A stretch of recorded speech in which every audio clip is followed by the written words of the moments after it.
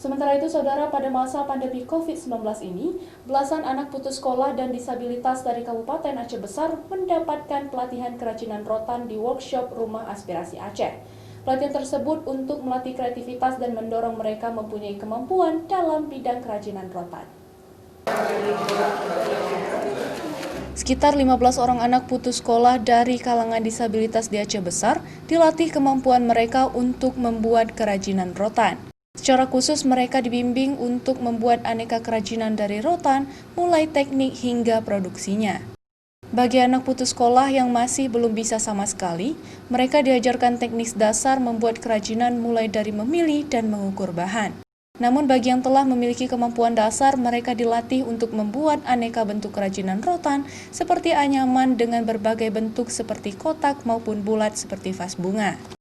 Sedangkan bagi penyandang disabilitas, para pendamping mengajarkan mereka teknis paling dasar, karena mereka sama sekali belum pernah memegang dan menganyam rotan.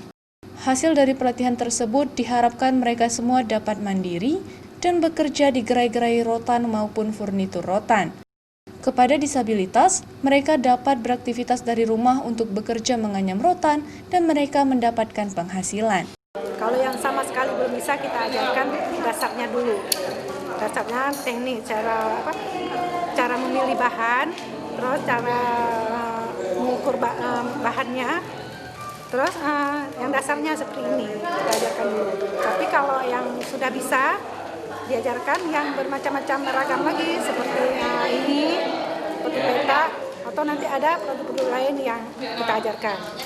Kalau untuk disabilitas khusus dasarnya aja, karena mereka memang sama sekali belum pernah menganyam, belum pernah pegang rotan.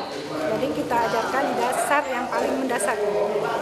Sementara itu, bagi para peserta sendiri, pelatihan ini untuk menambah ilmu dan kemampuan mereka, terlebih untuk menguasai teknik-teknik produksi rotan dengan berbagai aneka bentuk yang terbaru, seperti vas bunga dan bentuk kerajinan rotan lainnya. Yang dipelajari ya seperti membuat peta, mengayam rotan, membuat peta, habis itu membuat rotan-rotan yang model-model terbaru. Yang diproduksi itu seperti tudung saji, habis itu vas bunga, piring-piring yang terbuat dari rotan, masih banyak lainnya.